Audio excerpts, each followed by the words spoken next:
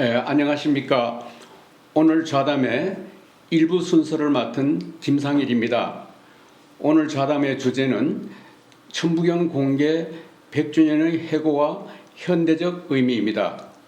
일부 주제는 천부경의 현대적 의미와 미래로서 오늘 좌담에는 저와 이창구 박사, 임채우 교수의 세 분이 참여하겠습니다.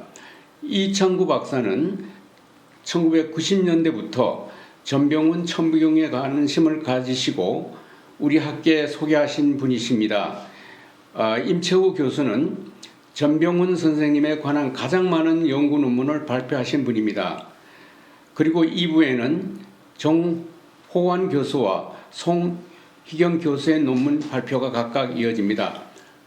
특히 오늘은 코로나 수칙을 지키기 위하여 한 분 한 분씩 이렇게 각자 이렇게 발표를 하도록 하겠습니다.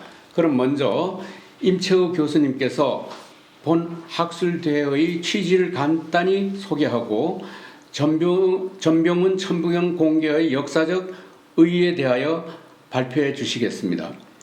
임채우 교수님 오셔서 발표하시죠.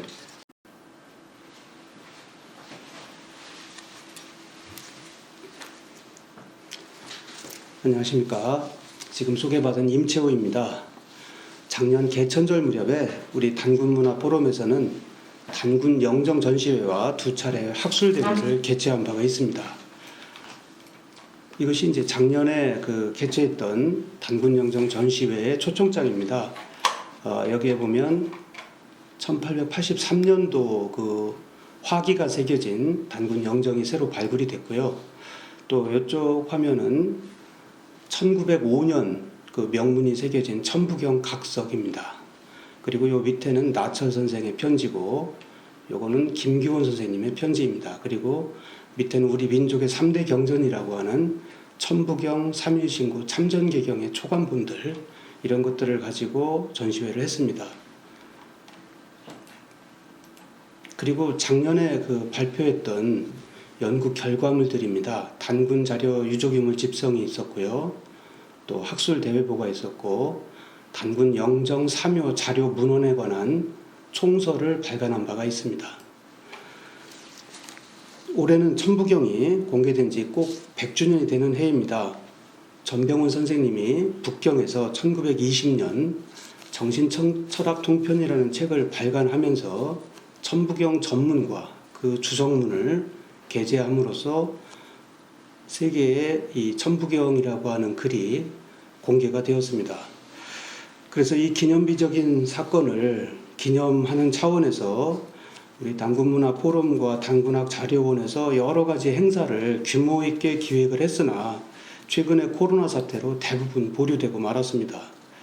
그렇지만 아무리 코로나가 창궐한다고 해도 이 기념비적인 역사적 사건을 우리 후손들이 기억하고 기념했다는 기록만은 좀 남겨야 되지 않겠는가라는 생각으로 만난을 무릅쓰고 조촐하게나마 이 학술대회를 마련하게 되었습니다.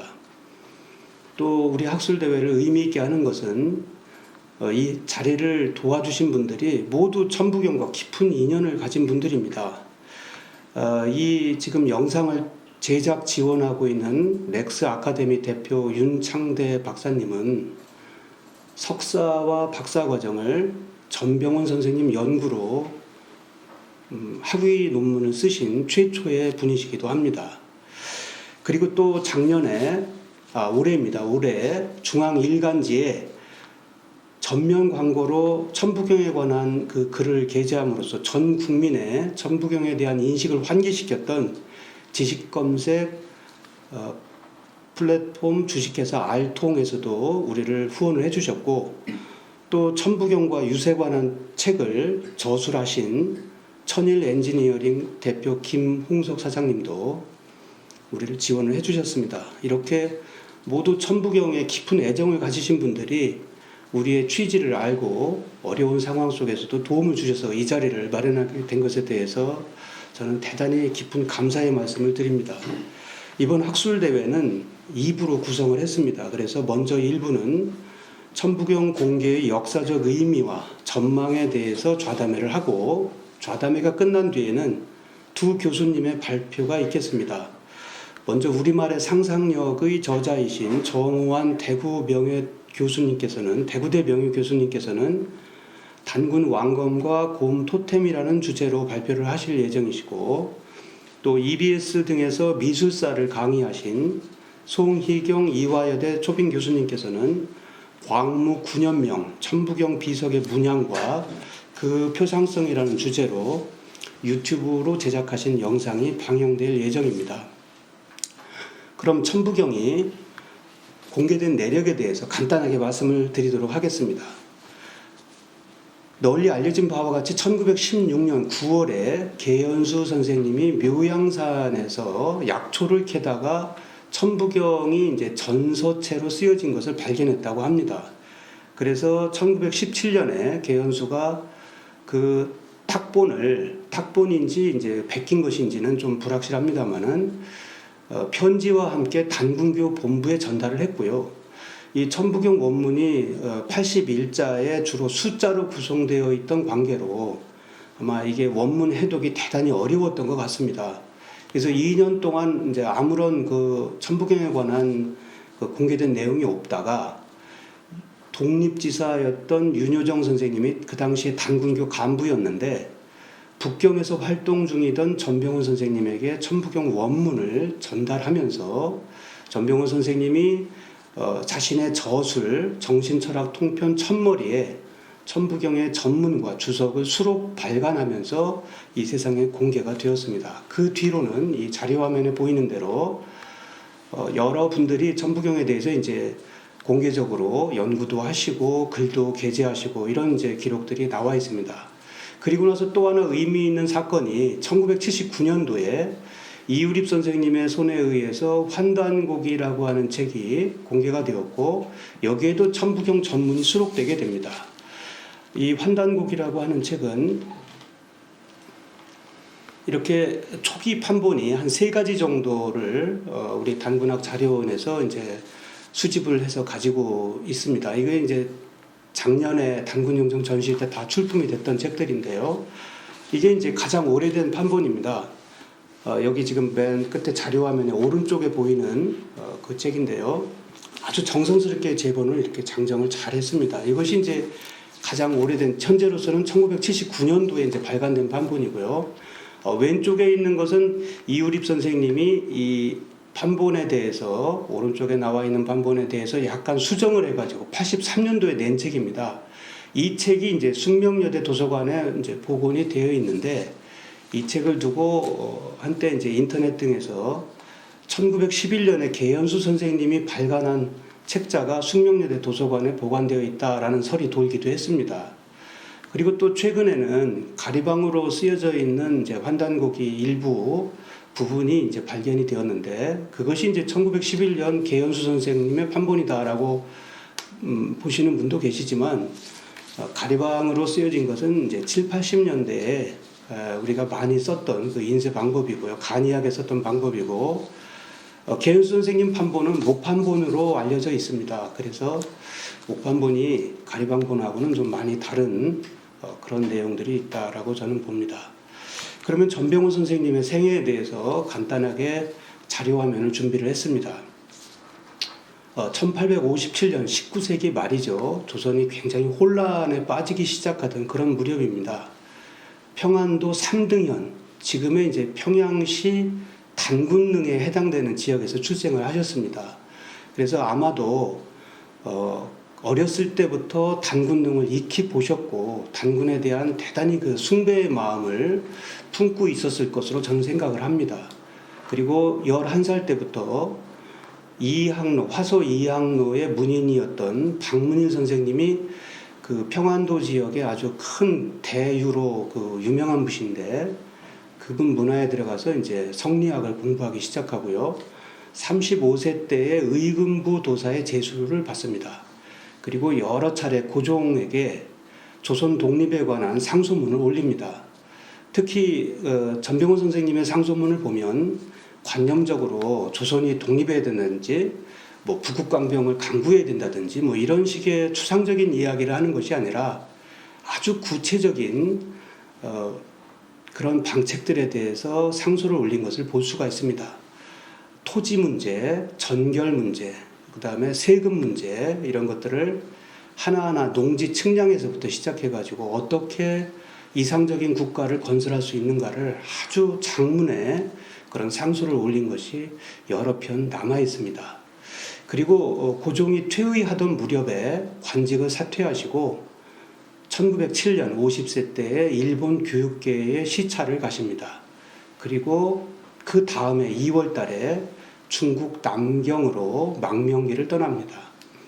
그래서 남경에서 이제 여러 중국의 그 정치가들 또 학자들과 만나서 교류를 하면서 조선 독립에 관한 문제들을 아마 상의하신 것으로 알고 있고요. 그러다가 점점 일제의 침략에 이제 노고를 하되고 또 상해나 금능 지역에도 그 당시에 이제 남경을 금능이라고 불렀는데요. 일본 사람들의 그 마수가 점점 퍼져오면서 나부산에 입산을 합니다. 그래서 그 중국의 도교 명산인 나부산에는 충호관이라고 하는 오래된 그 도관이 있는데 거기에서 한 도인을 만나게 됩니다. 그래서 70세가 되었는데 다시 머리가 검어지는 그런 도를 얻으신 도인을 만나서 입산수도를 하시게 됩니다. 그리고 이제 환갑이 되던 해에 출신의 경험을 합니다. 출신이라고 하는 것은 하단전에 단을 만들어 가지고 중단전에서 키워서 상단전으로 어린아이와 같은 원신을 내보내는 하나의 도를 완성하는 과정입니다. 대단히 높은 경지인데요. 이 도교의 경지를 경험하시면서 북경으로 오셔서 정신철학사를 건립하고 제자들을 양성하면서 자신의 체험과 경륜, 사상들을 종합 집대성한 정신철학 통편을 저술을 하십니다. 그때 이제 윤효정이라는 분이 오셔서 천부경을 전달했고, 아까 말씀드렸던 바와 같이 정신철학 통편 수정고를 이제 1920년 2월 달에 출간을 합니다.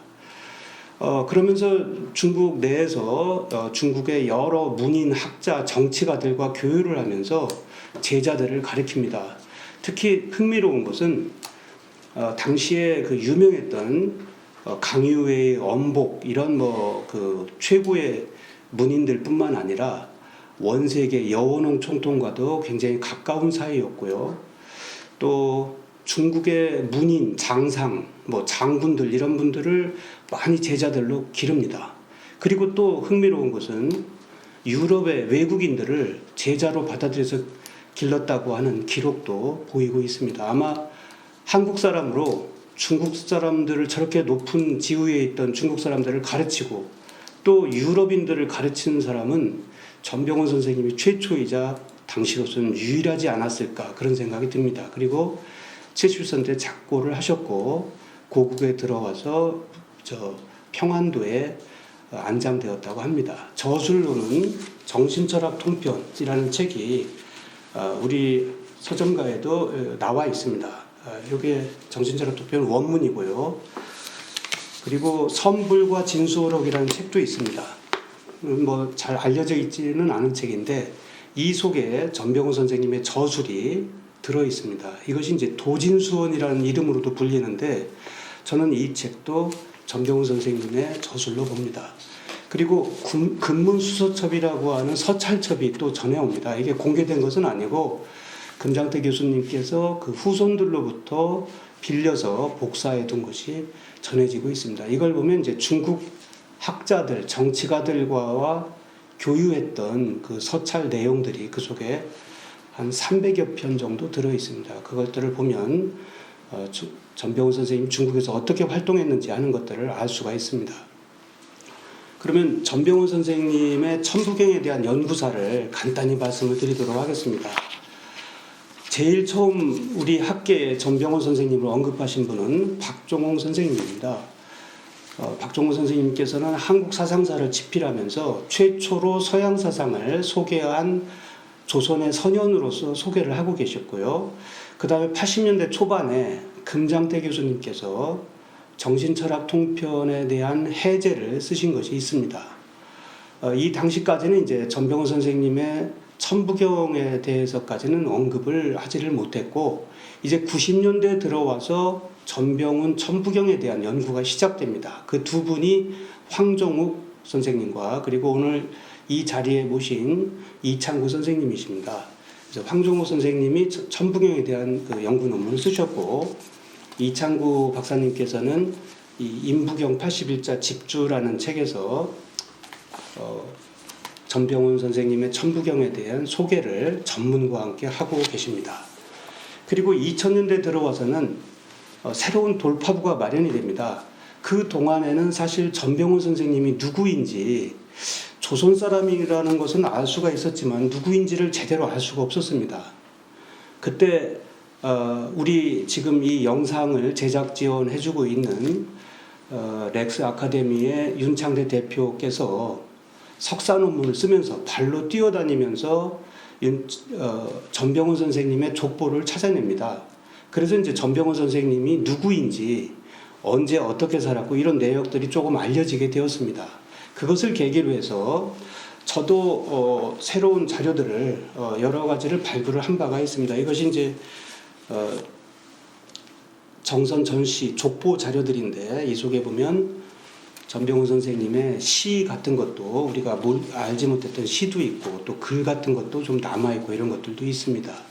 그리고 선불과 진수호로 이 책에 들어있는 것도 저도 발굴해서 고증한 그런 논문도 썼습니다. 그리고 김낙필, 김학건, 원광대 교수님, 조나모, 이근철, 전재훈, 최정준, 김성환 교수님 등이 전병훈 선생님의 천부경에 대해서 연구를 하신 분들입니다. 그리고 천부경에 관해서 한 가지 또 드릴 말씀은 작년에 우리가 단군영정 전시회에서 발굴해서 공개했던 이 천부경 비석입니다. 이 비석에 보면 일시 무시일과 그리고 이 옆면에 일적 십거라고 하는 요 9글자가 새겨져 있습니다. 천부경이 81자인데 불과 9분의 1에 불과한 9글자만 새겨져 있지만 이것이 1905년도에 새겨졌다고 하는 이 광무 9년의 그 명문 때문에 현재로서는 전해지는 가장 오래된 천부경에 관한 기록입니다. 그래서 이 각석이 갖는 의미는 천부경이 일제강점기에 조작되었다고 주장하는 일부 학자들이 있는데 이것을 타파할 수 있는 그냥 결정적인 증거물입니다. 물론 천부경이 여기서부터 시작됐다고 말할 수는 없고요. 그 이전부터 오래전부터 전해져 왔겠죠. 그래서 이 천부경 비석은 충남 아산의 봉수산 중턱에서 발견이 되었습니다. 충남 아산 봉수산은 동학혁명하고 한말 의병운동의 본거지였고 바로 이 1905년 무렵이 동학혁명과 의병운동이 끝나고 많은 그 은둔자들이 아산 봉수산에 숨어들었던 그런 지역입니다. 아마도 실패한 그 혁명을 여러 가지 반성도 하고 후회도 하고 아쉬워도 하면서 천부경을 연구하고 이 비석을 세웠을 것으로 생각합니다. 저는 독립정신의 또 표상이라고 보고요. 그래서 특히 삼태극 문양은 다른 어떤 데에서도 발견되지 못했던 새로운 천부경에 대한 해석을 보여줍니다. 그래서 이 삼태극 문양으로 천부경 철학을 요약하고 있다 이렇게 말씀드릴 수가 있습니다. 또 이 부분에 대해서는 2부에서 송희경 교수님께서 미학사적인 관점에서 연구 논문을 발표를 하실 예정이니 관심 가지시고 봐주시면 감사하겠습니다. 제 발표는 이것으로 마치겠습니다. 감사합니다. 먼저 시청자님들께 양해를 구할 것은 이 좌담회라고 하지만 이게 좌담회 형식을 제대로 취하지 못한 거 대단히 죄송하게 생각합니다. 이제 이어서 우리 이창구 박사님께서 전병훈 천부경 주석이 갖는 도교 사상과 유판과의 관련성에 관한 발표를 해 주시겠습니다. 이제 나오시겠습니다.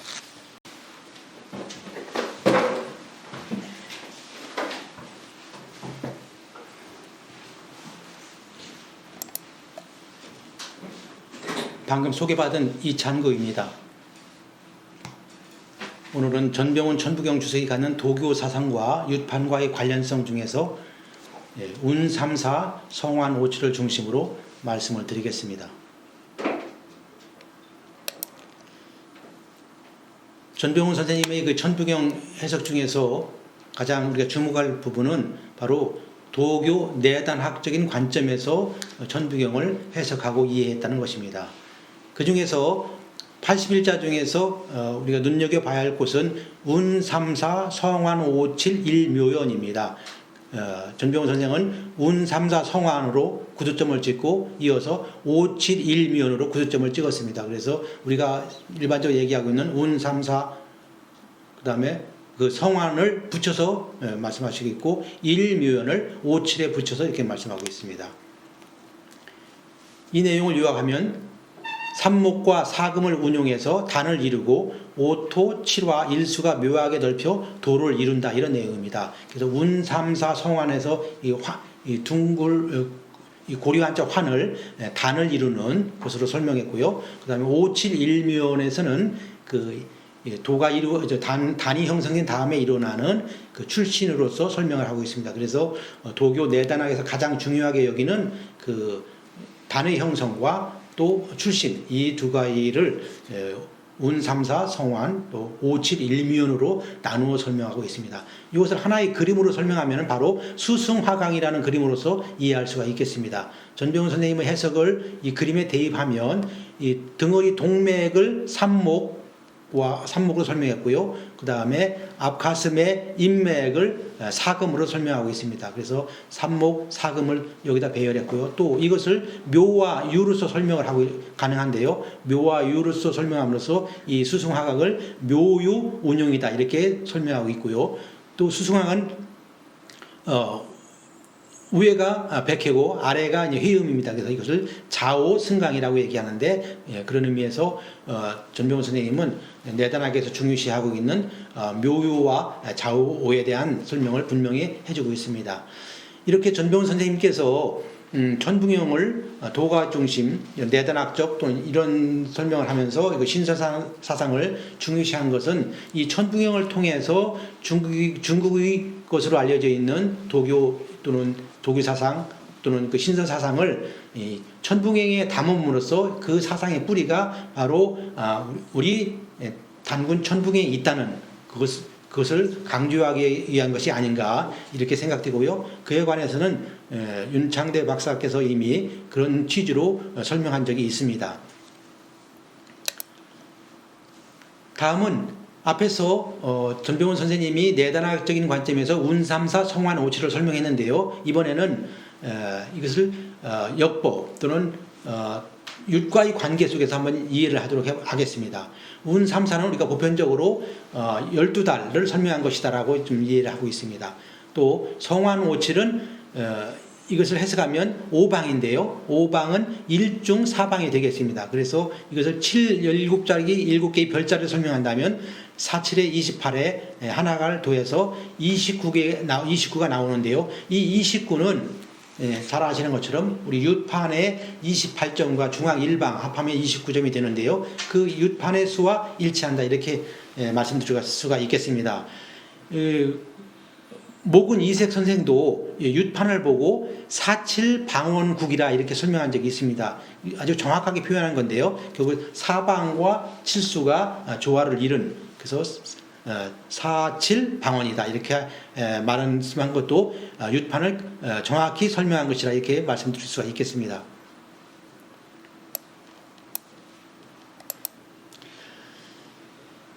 예, 28수를 윷판으로 실제적으로 적용해서 사용한 그 예가 있습니다.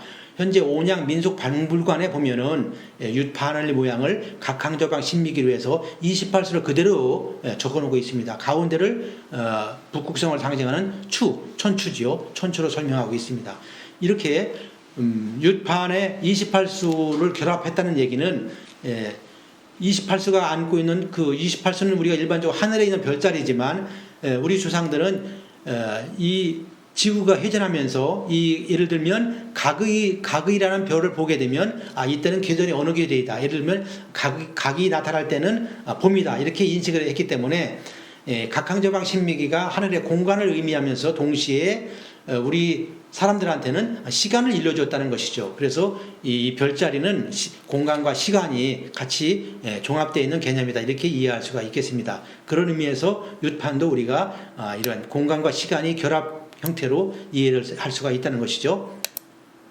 구체적인 예를 보면 윳판을 북두칠성의 이동으로 설명하는 학자들이 있습니다. 그 근거는 뭐냐면 북두칠성은 계절별로 이렇게 변화된 모습으로 이동을 하는데요. 특히 이제 봄이면 이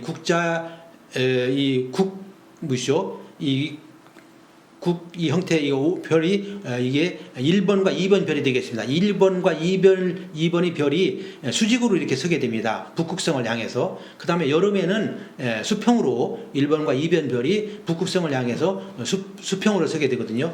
대개 이제 1번, 2번 별이 다섯 배 가면은 그 자리에 북극성이 있다 이렇게 우리가 이해를 하는데요. 아무튼 이러한 별자리의 이 북극칠성의 이동을 보고서 우리가 계절을 인식했다는 것을 알 수가 있고요. 아울러서 북두칠성은 또 하루에 이동하는 별자리 이동이 있기 때문에 하루에 또 시간을 이 북두칠성의 자리로서 우리 조상들은 이해를 했습니다. 이것으로 보면은 북두칠성은 하루의 시간도 일러주고 또 계절의 시간도 일러줬다 이렇게 이해할 수가 있겠습니다.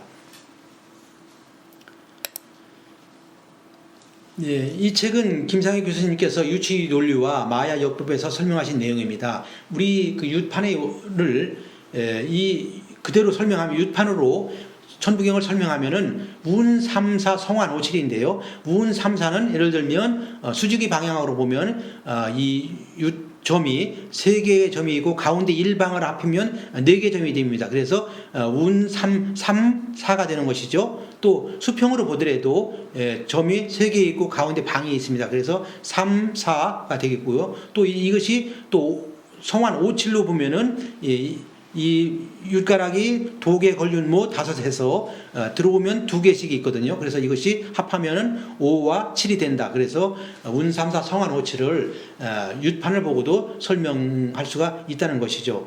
아울러서 김상일 교수님에 의하면 윳판으로 천부경도 해석이 가능하지만 마야인들은 13, 18, 20으로서 그 마야 역법을 구성하고 있는데요. 그 13, 18, 20의 수리를 바로 이 윳판에서 찾을 수 있다는 것입니다. 그 수의 비밀이 윳판에 있다는 것이죠. 이렇게 보면 우리 윳판이 가지고 있는 그 의미는 우리가 알고 있는 그런 어떤 시간과 공간의 관념뿐만 아니라 또 이렇게 서양에서도 우리가 다른 세계에 있는 사람들도 그러한 수의 관념을 가지고 있었다. 이렇게 우리가 이해할 수 있겠습니다. 결론적으로 과연 이 윳판 28수 별자리 이것이 우리 달력과 어떤 연관이 있느냐를 말씀을 드리겠습니다. 우리 단군색이나 신시본기를 보면은 칠해력 또는 뭐 칠해 제신력이라는 말이 나옵니다. 이 칠해 제신력에 의하면 첫날은 천신날, 둘째 날은 월신날. 그래서 천신 월신께 이제 수신에 이제 제사를 지낸다는 것입니다. 그 제사를 지내는데 7일 단위로, 요즘 말로 우리가 하면은 일주일 단위로 제사를 지냈기 때문에 이것을 바꿔 말하면은 우리가 7일씩이기 때문에 4, 7에 28과 연결이 된다 할 수 있겠고요. 결국 이것이 윳판이 달력과 같은 기능을 한 것이 아닌가 이렇게 유추해 볼 수가 있겠습니다. 현재 문헌적으로 보면은 28일 달력은 부도지 23장에 그 내용이 나와 있습니다. 그래서 우리 조상들이 28일 달력을 사용했다는 것을 우리가 추측할 수가 있고요. 그 근거는 28수를 가지고 있는 이 윳판 또는 28수 별자리 등이 그 시대에 달력의 기능을 한 것으로 우리가 추정할 수가 있겠습니다. 이상으로 운3사 성환 5칠을 중심으로 윳판과의 관계에 대해서 말씀드렸습니다. 감사합니다.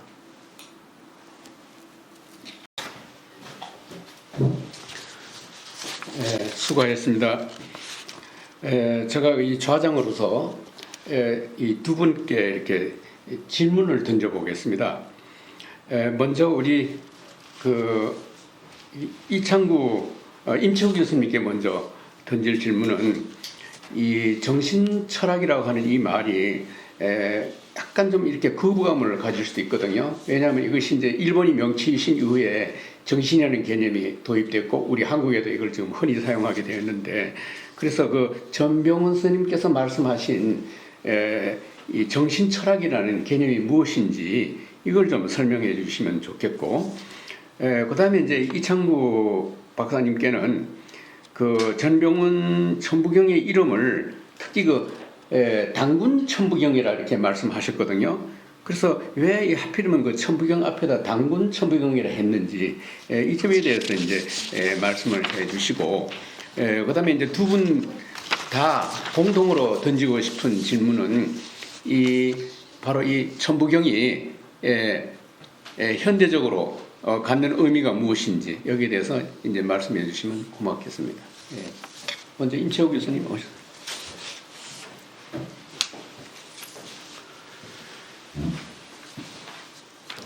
예, 김 교수님의 질문에 대해서 참 날카롭게 지적해 주신 점에 대해서 감사하게 생각을 합니다. 이 정신 개념은 오늘날 우리가 많이 쓰고 있는 말이기는 하지만 전병훈 선생님 당시에는 다소 생소한 그런 개념이었던 것 같습니다. 아마 일본 사람들의 그 번역어에서 유래한 말이 아닐까 이런 생각도 들기도 합니다만은 전병훈 선생님 쓰신 정신 개념은 사실은 기본적으로는 도교의 정기신 개념에서 유래를 합니다. 그래서 정기신이라고 하는 것을 도교에서는 이제 삼보라고 하는 개념으로 부르면서 인간이 가지고 있는 가장 그 깨끗하고 순수한 기운으로서 인간이 도를 얻을 수 있는 또는 단을 이룰 수 있는 그 기본 바탕으로 생각을 합니다. 그래서 그 가운데 기 개념을 생략하고 정신 개념을 쓰시게 됐는데, 여기에는 또 전병훈 선생님의 정신철학 통편을 보면 서양의 누수 개념을 가지고 이렇게 말씀을 하신 것이 나옵니다. 아마 이제 누수라고 하는 개념을 뭐 정신이나 또는 영혼이나 뭐 천지 정신 뭐 여러 가지 말들로 번역할 수는 있겠는데, 아마도 당시 중국 학계에서 서양 철학의 누수 개념을 정신으로 번역하셨던 것 같아요. 그러면서 이제 전병훈 선생님이 동서 철학의 공통 분모로서 이 불멸하는 누수와 또 단을 이룰 수 있는 도교의 정기신 개념을 결합해서 정신이라는 말을 이제 발굴해 내셨고, 이것을 본인의 사상을 집대성한 정신 철학이라고 하는 개념으로서 정립을 합니다. 그래서 이 정신을 발굴하고 우리가 개발함으로써 전병훈 선생님 생각으로는 불로장생의 단을 이룰 수도 있고 또 유교에서 말하는 성인이 될 수도 있다라고 말씀을 하십니다. 그것을 이제 전병훈 선생님의 용어를 빌리면 겸성, 지신 뭐 이런 표현들을 쓰시는데, 좀 말은 어렵습니다만은 아무튼 개개인의 정신을 개발함으로써 결국은 불사를 이룰 수도 있고 성인이 될 수도 있고 또 정치적으로는 조선이 독립할 수 있고, 그러니까 그 당시에 침울하게 그 아주 사기가 저하되었던 조선 사람들의 정신을 불러일으켜 깨운다는 뜻도 들어 있습니다. 그러면서 이제 결국에는 이 정신의 개발을 통해서 전 인류가 정신의 개발을 통해서 가장 대동세계를 구축할 수 있다. 전 세계 평화가 올 수 있다. 그래서 대일통세계가 이룩된다고 이제 말씀을 하십니다. 그 바탕을 이루는 기본 개념이 정신 개념입니다. 그리고 천부경에 대한 이제 저의 어떤 그 생각을 좀 관점을 말씀을 드리자고 한다면, 오늘 그 이창구 박사님께서 말씀해 주셨던 천부경과 유판의 관계, 그리고 또 김상현 교수님께서 깊이 연구하신 천부경과 유판, 그리고 역법의 관계, 특히 이제 김 교수님께서 마야 역법에 대해서 많은 연구를 하셨고 또 거기에 관한 저술도 여러 권 쓰신 걸로 알고 있습니다. 저는 철학을 전공하는 사람으로서 천부경은 한국적 역학의 원형이라고 생각을 합니다. 그래서 중국 역학하면 대번 떠오르는 것이 이제 음양 8괴, 64괴, 그 다음에 뭐 선천팔괴, 후천팔괴, 하도락서를 떠올려서 그것이 이제 중국 역학의 기본 원리가 되고 이론 체계를 수립한다고 말씀들을 하지만, 그것은 중국 사람들의 역학이고 한국식 역학도 저는 가능하다고 생각합니다. 특히 천부경에서 보여주고 있는 13579를 중심으로 한 수리, 또 유판에서도 확인할 수 있는 선분에 대한 3등분, 5등분의 문제, 이 기하학적인 문제인데, 이 홀수를 좋아하는 우리 한국 사람들의 성정과 맞물려서 이 짝수로 주로 위주가 되어 있는 중국 역학식 수리 체계와는 많이 다른, 어쩌면 완전히 다른, 어쩌면 서로 음양의 짝처럼 그렇게 또 새로운 관계를 맺을 수도 있는 그런 바탕이 된다고 생각을 합니다. 그래서 저도 주역으로 논문을 쓰고 했던 사람으로서 우리 천부경의 수리 철학이 상당히 복잡하고 어렵습니다만은 관심을 가지고 또 애정을 가지고 우리의 철학을 발굴하고 정립하는데 도움이 되는 그런 기본 경전이 되었으면 하는 것이 제 바람입니다. 이상입니다. 감사합니다.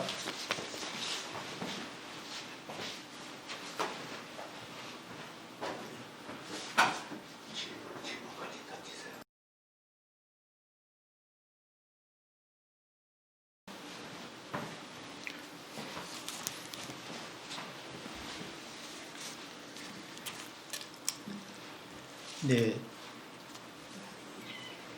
질문 내용은 두 가지였습니다. 단군 천부경이라는 이름, 전병훈 선생님이 그 많은 이름 가운데서 어떻게 단군 천부경이라고 했을까? 그 단군의 의미가 뭔가에 대한 말씀을 해주셨고요. 그다음에 이제 천부경의 현대적 의의에 대해서 이렇게 말씀해 주셨습니다. 제가 이 말씀드리는 중에 김상일 교수님께서도 마지막에 그 마야 역법 좀 말씀을 준비해 주시면 고맙겠습니다. 전병훈 선생님은 사실 중국에 있으면서 중국의 많은 그 학자들과 교류하면서 그 100년 전에 지금과는 상황이 다르지만요. 100년 전에 그 땅에서 단군을 얘기했다는 것은 참으로 어려운 용기였다 이렇게 생각이 됩니다. 특히 그 단군을 말하면서 단군이야말로 지신 겸성을 이룬 그야말로 중국 황제와 함께 할 수 있는 그런 인물이다 이렇게 단군에 대한 평가를 아주 존칭하고 있습니다. 이걸만 보더라도 그분이 단순히 어떤 그런 황제와 비교를 하기 위한 것이 아니라 그렇게 할 수 있는 그 자신감은 천부경에 있지 않았는가 이렇게 생각이 됩니다. 그래서 전병훈 선생은 천부경을 보고 이 천부경이 바로 단군 사상으로부터 나왔고 이 천부경을 통해서 현재 중국에서 알고 있는 그런 도교적 어떤 이 내단학도 천부경을 이해하면은 이 모든 그 사상의 근원이 바로 이 천부경에 있는 것이다. 그런 어떤 확신 속에서 단군 천부경이라 이름을 한 것 같고요. 더불어서 단군에 대한 그분이 예를 들어서 10월 3일 개천전에 관한 서문에 나오면 그런 규절까지 나올 정도로 단군에 대한 관심이 무척 컸던 것으로 보입니다. 그래서 그 당시에 전병훈 선생님 입장에서는 단군 또는 이 단군 천부경을 통해서 우리 동양의 사상의 그 뿌리를 확립하려고 했던 그러한 대단한 시도가 아니었나 이렇게 나름대로 평가를 해볼 수 있겠습니다. 그 다음에 현대적 의의에 대해서 말씀드리겠습니다. 사실 이 전병훈 선생님만 하더라도 1920년에 이제 천부경 주회를 했습니다. 그 직전이 1919년 3.1운동이 일어났죠. 그러니까 중국에 있으면서 물론 그 당시 망명객으로 계셨지만 국내 소식을 접하면서 그 마음이 어떻겠습니까? 3.1운동 1년 지난 뒤에 이 책이 나왔는데요. 이 천부경 주회를 할 당시는 3.1운동이라는 그런 벅찬 감격 속에서 그분이 국내 소식을 접하면서 이 천부경을 주회했을 것으로 생각이 됩니다. 그래서 그 당시에 전병훈 선생님뿐만 아니라 만주에 있었던 많은 우리 독립운동가들은 천부경을 암송하고 또 이렇게 했다는 것을 우리가 예를 들면 이시영 선생의 감시 만화를 통해서 우리가 확인할 수 있겠습니다. 그래서 그 당시 천부경은 단순히 철학 사상을 담은 그런 경전 이상으로 독립운동가들에게도 어떤 독립의 어떤 정신을 일깨우는데 큰 기여를 한 것이 아닌가 이렇게 생각을 하고요. 이러한 정신들이 오늘날에도 바르게 계승되었으면 하는 그런 생각입니다. 이상입니다.